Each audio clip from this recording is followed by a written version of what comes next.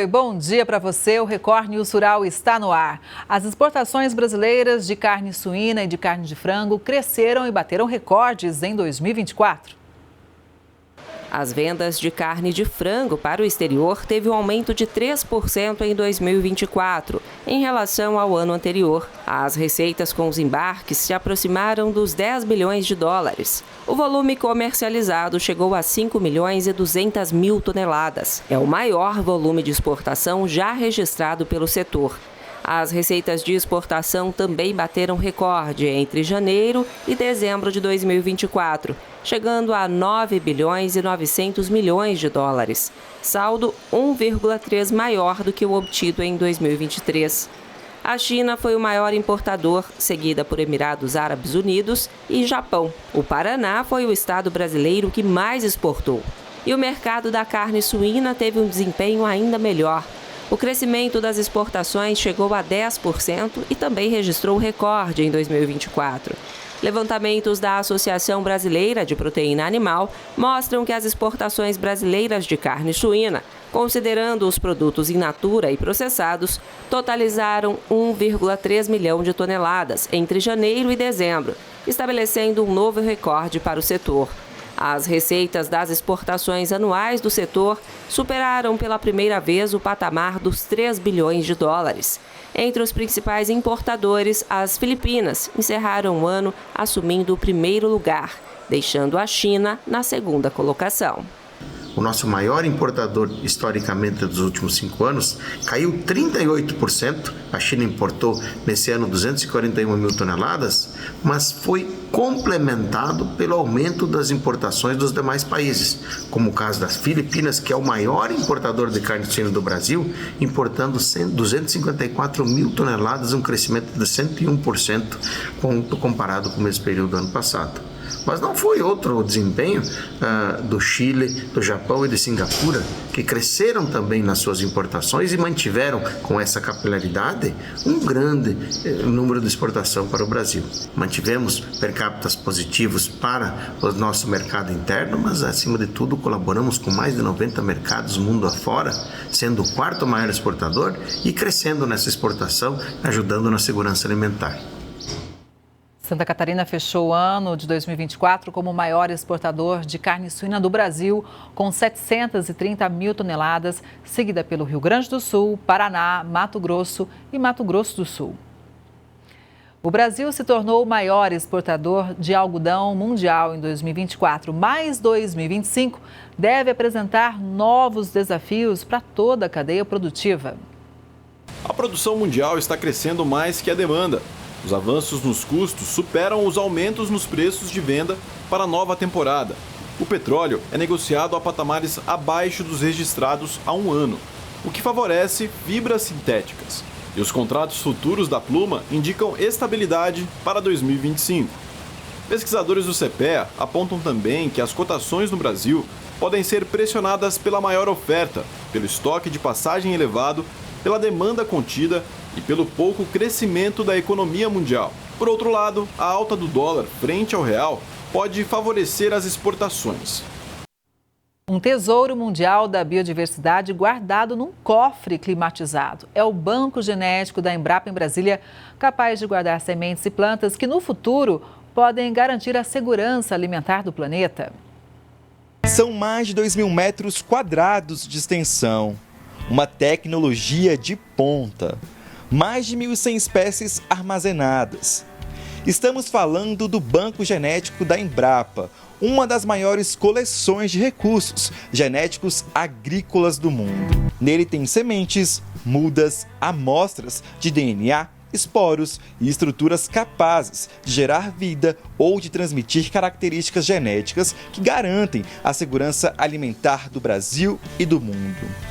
E ainda tem a parte da sustentabilidade do agronegócio. Cada dessas coleções que a gente tem funciona como se fosse uma coleção realmente de materiais que são ligeiramente diferentes, são da mesma espécie. Por exemplo, a gente tem arroz, mas a gente tem aqui 18, 20 mil tipos de arroz diferentes. Então a gente tem, por exemplo, arroz que é resistente a uma doença, mas, por outro lado, ele é pouco produtivo. A gente tem um arroz que é tolerante à seca, tolerante a encharcamento, tolerante a altas temperaturas, mas ele pode carregar também outras características que não são interessantes. Então, nosso trabalho é reunir todo esse material, a gente leva para a pesquisa vai fazer cruzamento entre esses materiais até que a gente chegue a uma cultivar que congregue todas essas boas características e a gente consiga eliminar grande parte dessas características ruins do material. Todo o material daqui é contado, identificado e armazenado. Os profissionais da Embrapa fazem o controle.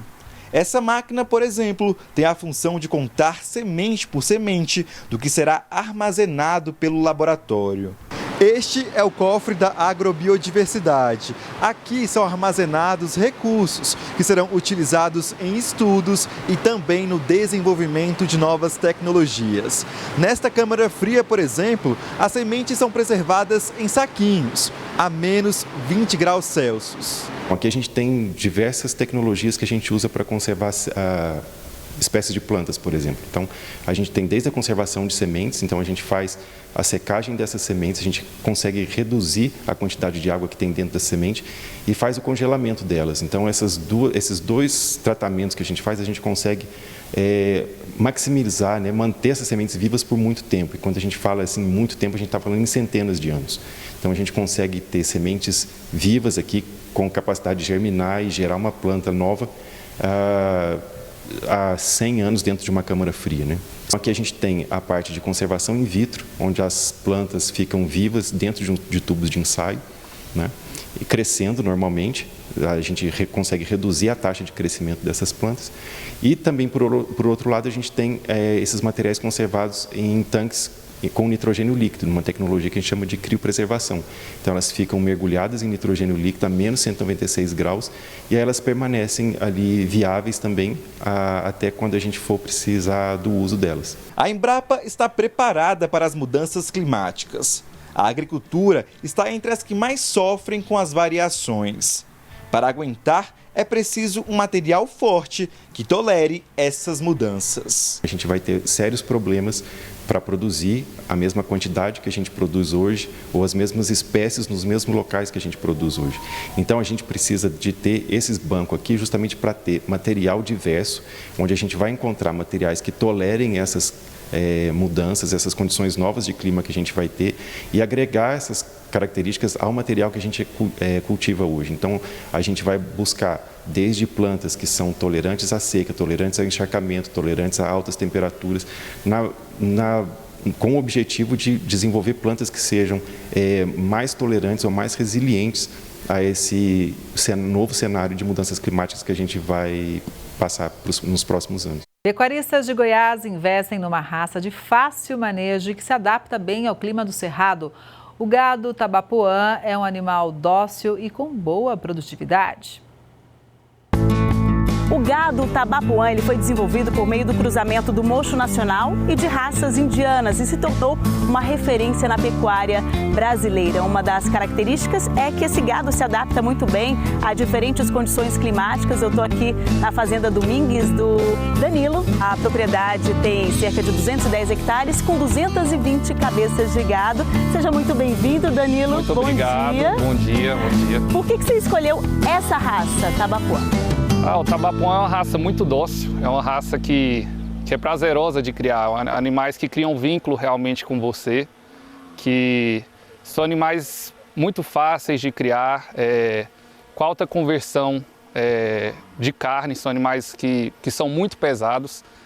Então são animais dóceis e muito lucrativos para o pecuarista também. O manejo deles é muito fácil, se você for fazer qualquer coisa, seja vacinar ou vermifugar, é muito fácil de mexer. Então, animais que no pasto também são muito fáceis de serem tocados, então é muito bom mexer com a raça. E a produtividade também é boa, assim como a lucratividade? Sim, a produtividade é muito boa. O tabapuã tem uma característica que é muito boa. As mães são extremamente dóceis, são mães que produzem muito leite para os bezerros. Geralmente você desmama o bezerro mais pesado, é um bezerro de melhor qualidade e são animais que o ganho de peso é excelente. É um gado que veio da mistura do mocho nacional com algumas raças indianas. Então é um gado que se assemelha muito ao Nelore, geralmente a raça mais conhecida no Brasil. mas geralmente tem as características que os definem melhor, como a orelha maior, a orelha em formato mais oval, né? São gados que são mochos, que não tem chifre, então tem algumas características que diferenciam do Nelore, mas é muito parecido. O Ricardo, ele é veterinário aqui da propriedade há cerca de 3, 4 anos, né, Ricardo? 3 ou 4 anos. Está na terceira para a quarta estação. Legal. Como é que você faz a seleção para reprodução? Então, hoje nós trabalhamos com a biotecnologia de inseminação artificial a tempo fixo, né, IATF. Então, a gente entra avaliando todos os animais através de ultrassonografia, seleciona os animais que estão aptos à reprodução e esses animais a gente induz eles a esse protocolo de inseminação. Então, hoje, a biotecnologia que nós usamos aqui na propriedade é a de inseminação artificial. Legal, fazendo o melhoramento genético, então. Isso. Aí, na questão do melhoramento genético, porque a IATF ela é uma técnica de multiplicação. E para a gente ter o melhoramento genético, aí a gente faz um acasalamento dirigido de animal por animal. Então a gente passa cada animal individual avaliando um por um para poder fazer a avaliação de qual animal, para a gente poder fazer um acasalamento dirigido para cada um. E aí a gente usa esse acasalamento na reprodução. E essa raça, ela é resistente a doenças, parasitas também? Sim, nós como um clima tropical, né, então a gente tem as nossas condições de clima. As raças zebuínas, assim como o tabapuã, é uma raça que ela tem uma adaptabilidade melhor ao nosso clima. Então ela tem uma maior resistência a parasitas, carrapatos, moscas. Então toda essa parte de sanidade também é um animal adaptado à nossa realidade. Uma raça de corte com excelente ganho de peso, excelente rendimento de carcaça, excelente habilidade materna para criar bem os seus bezerros. Então, assim, é um pacote realmente assim, excepcional, uma raça excepcional. Você acha que, então, a expectativa para o futuro é que essa raça cresça cada vez mais? Não só uma expectativa, como ela já vem crescendo. Então, assim, de acordo com que as pessoas vão conhecendo cada vez mais a raça, que vão começando a utilizar touros da raça tabapuã, e elas conseguem começar a ver o ganho que isso traz para a propriedade delas, a aceitação da raça tem cada vez crescido cada vez mais.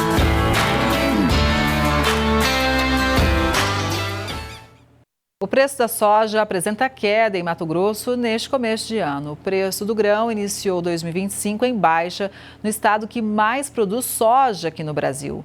Informações do Instituto Mato Grossense de Economia Agropecuária apontam que o preço médio disponível no estado foi de R$ 125,91 a saca de 60 quilos no começo da semana, 4,76% menor que o valor registrado no fim de dezembro.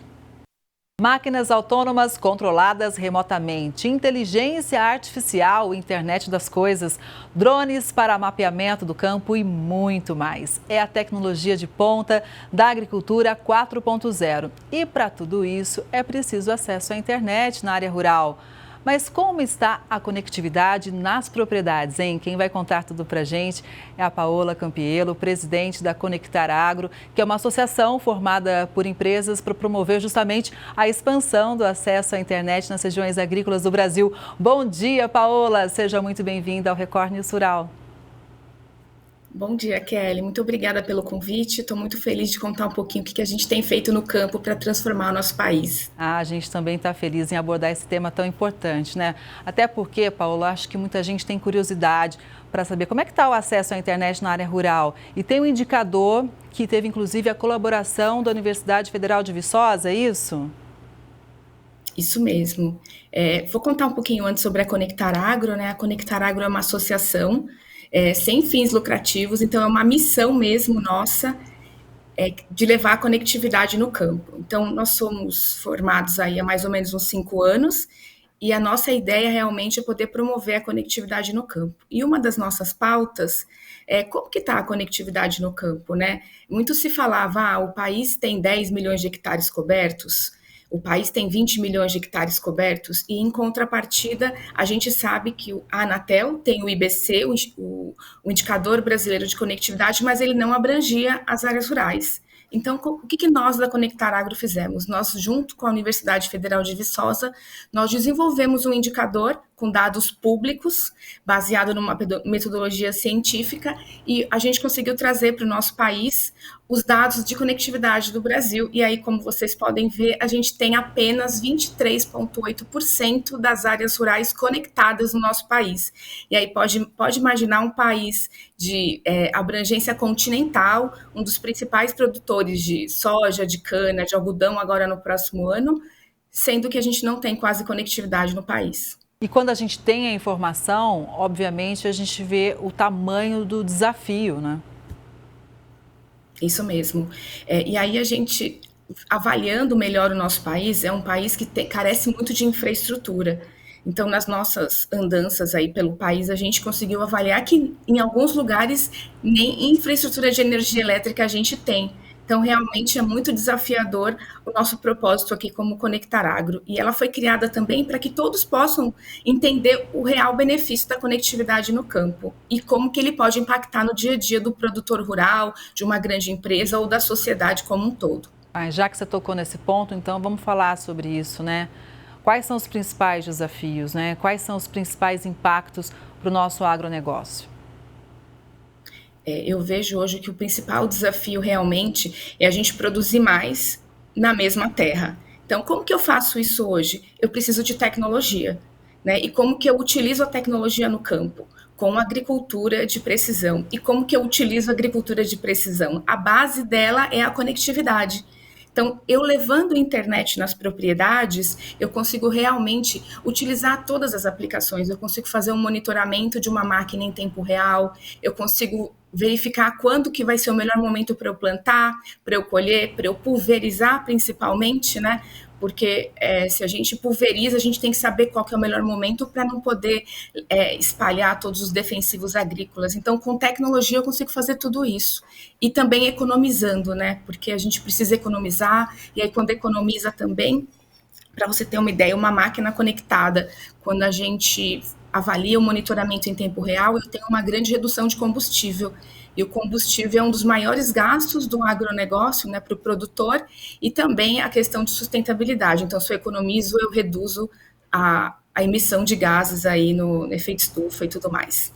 Pois é, inclusive ontem, conversando com o representante da ABIMAQ, né, foi dito sobre essa evolução das máquinas e implementos agrícolas, né, que hoje são muito diferentes em relação ao passado. E elas embarcam justamente muita tecnologia que precisam da internet. Isso mesmo. Hoje na associação nós temos alguns fabricantes de máquinas e um dos fabricantes, ele possui um sistema que se chama automation.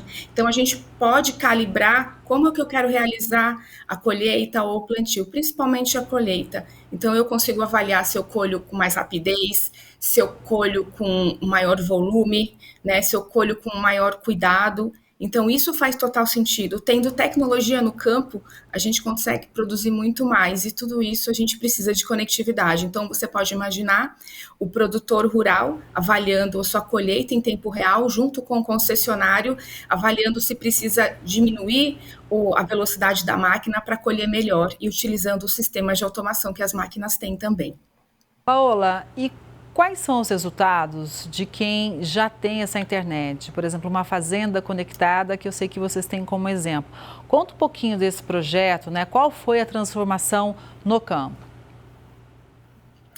Nós, dois associados da associação, né, uma empresa de máquinas agrícolas e uma operadora de telefonia, se juntaram para fazer um laboratório real, porque muito se fala, né? Vamos levar conectividade no campo. E qual que é o real benefício?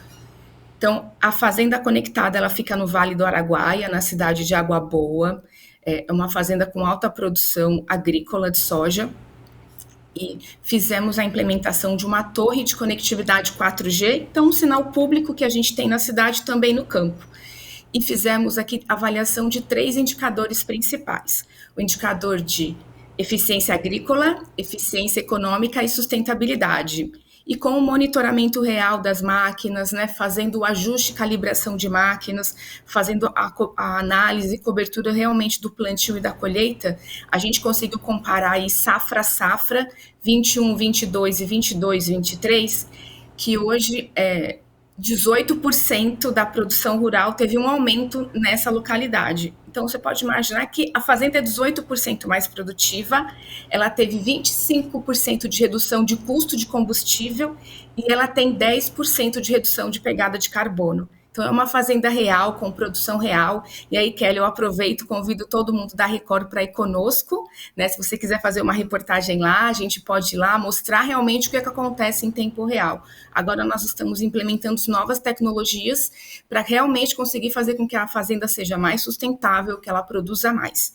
E um outro ponto muito importante é que não é só a fazenda que é beneficiada, todo o entorno. Então, existe realmente a inclusão social e digital no entorno. Então, a cidade tem conectividade, a escola rural próxima tem conectividade, a unidade básica de saúde também tem conectividade. Então, a transformação ela é no campo por completo. Ou seja, impacta todo mundo, né? E os dados que você trouxe para a gente são muito impactantes, né? Dados muito positivos. Bem no momento em que o Brasil é demandado pelo mundo, né? O momento que a gente precisa produzir mais para atender cada vez mais países, no momento de reorganização geopolítica, ou seja, a internet faz toda a diferença e vocês têm a comprovação. Isso mesmo. E uma das grandes bandeiras aqui da associação, né, levando conhecimento a todos também, é informar que nós aqui da associação falamos que precisamos de políticas públicas para poder levar conectividade no campo.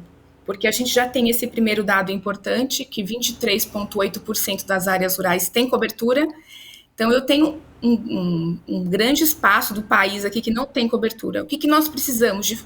De políticas públicas, de fomento, para poder levar a conectividade não só para o grande produtor, que hoje ele consegue realmente fazer esse investimento, mas para o pequeno e médio produtor. E aí, quando a gente fala de política pública, né, esse seria o maior desafio atual? Levar esse debate, conquistar realmente que ferramentas sejam criadas para a gente aumentar esse percentual, né, de internet no campo? Isso, eu vejo hoje como o maior desafio do nosso país e é o maior desafio da associação. Então, nós estivemos no final do ano passado em Brasília, conversamos com algumas entidades, alguns ministérios, e existe, eu acho que faz sentido eu falar e explicar um pouquinho. Tem um fundo muito importante que se chama FUST. O que quer dizer FUST? Fundo de Universalização do Serviço de Telecom. Ele foi criado logo na privatização das operadoras e criado também para fazer a instalação dos orelhões. Então, é um fundo, e aí todo ano ele tem algum tipo de utilização. E qual que é a nossa ideia? Que esse fundo possa ser utilizado onde tem a maior deficiência de conectividade no Brasil. E qual que é a maior deficiência? Nas áreas rurais. Então, a nossa bandeira aqui, Conectar Agro, junto com todos os nossos associados, realmente é mobilizar para que todos estejam conosco, para que a gente possa utilizar esse fundo. Nesse momento, o fundo está sendo utilizado, ele já foi endereçado, né, para conectar escolas, mas nós na Conectar Agro falamos que a gente precisa conectar além das escolas, a gente precisa conectar a educação do nosso país. E como eu conecto, o aluno ele sai da escola e vai para a casa dele que fica numa área rural, então eu preciso conectar para que ele possa continuar evoluindo, não só ele, mas também todas as propriedades rurais próximas. E os trabalhadores do campo também, né? Porque quando você leva a internet, ou seja, a fazenda ela é conectada, obviamente as funções de trabalho elas são mais qualificadas e, portanto, melhor remuneradas também. Com certeza. E aí eu trago até um dado interessante para você, Kelly, que hoje muitos dos operadores, do pessoal que trabalha na área rural, eles questionam antes de trabalhar numa propriedade específica se tem internet na fazenda. Porque imagina você não ter internet, né, o operador, por exemplo, quem trabalha numa fazenda grande, não tem cobertura ou numa fazenda pequena, como que ele vai se comunicar com a família dele? Como ele vai estudar? Então, hoje, o operador, o trabalhador da área rural, realmente ele questiona se tem internet. Isso eu avaliei em loco, tá? Quando a gente avalia e vai fazer visitas a grandes produtores, pequenos produtores, a conectividade realmente é um ponto importante. E dependendo da região do país, o desafio é ainda maior, né? Maior. Nordeste do país é bem desafiador. Na região do Mato Grosso, né, a região do Matopiba, eu estive lá agora no final do ano, no Piauí, realmente é um grande desafio. nós que vivemos aqui, né, nas cidades, a gente não tem noção que eu saí do aeroporto de Balsas e fui até a cidade de Santa Filomena, 6 horas de estrada. Sim, eu tive internet em poucos pontos da estrada. Então, imagina um operador, imagina um escoamento de safra, por exemplo, sem conectividade. É muito difícil, você não consegue fazer rastreamento da soja, você não consegue fazer avaliação de todo o campo, é muito difícil. Pois é, mas no momento que a gente está aí, né, com esse acordo do Mercosul, pedindo rastreamento, né, no momento que a gente busca novos parceiros comerciais de exportação, no momento que todo mundo pensa em ampliar realmente a produção, mas tendo para quem vender, obviamente, você ter esse acesso à internet é uma ferramenta urgente e estratégica para o próprio faturamento do agro, para a gente ter ainda mais sucesso nesse setor que é tão importante para a nossa economia. Com certeza. Pensa que quando a gente fala, né, vamos levar a conectividade, a gente precisa habilitar as tecnologias no campo. E aí eu acho que faz até explicar um pouquinho, né, como que a gente leva essa cobertura. É o mesmo sinal público que a gente tem na cidade. A associação pensou muito nisso. Qual que seria a melhor conectividade para o campo? Uma conectividade privada ou uma conectividade satelital que poucos têm acesso? Então, não. A nossa ideia realmente é fazer a extensão da conectividade pública que existe nas cidades. Hoje a gente tem muitos equipamentos, instrumentos que já têm esse protocolo de comunicação liberado lá pelo 3GPP, que é uma associação que padroniza todos os equipamentos, então é muito mais fácil. A gente não quer complicar a vida do produtor, a gente quer simplificar a vida do produtor. E o padrão que a gente utiliza na cidade é o que tem que ser utilizado no campo também. Exato, né? A gente falou bastante das máquinas, né, de algumas aplicações, mas todo o gerenciamento, né, da propriedade vai ficar muito mais fácil, claro e preciso, né? Isso mesmo, em tempo real. Então, você imagina um produtor importante, ou um cliente menor, um operador, um produtor rural menor, que ele consiga ver na palma da mão a operação dele, qual que é o melhor momento de plantar, qual que é o melhor momento de colher, se, por exemplo, no momento de plantio, se a gente teve algum problema na plantadeira, já consegue parar na hora e ver o que está acontecendo, não precisa esperar o dia seguinte ou a safra começar a semear para realmente avaliar se foi feito um plantio de acordo com o que estava esperado. Paola, é um tema muito importante, né, que faz toda a diferença para o resultado do agro. A gente vai fazer um combinado aqui, conforme o percentual for avançando de cobertura, e a gente espera que realmente ele avance rápido, a gente volta aqui e vai trazendo as atualizações também dos resultados em cada propriedade. Foi muito bom te ouvir, obrigada pelas informações, um bom dia e até a próxima. Eu que agradeço o tempo de vocês. Muito obrigada, Kelly. Um abraço. Um abraço, obrigada mais uma vez. E essa edição do Record News Rural de hoje fica por aqui. Obrigada pela sua audiência. A gente se vê no próximo programa, combinado? Até lá!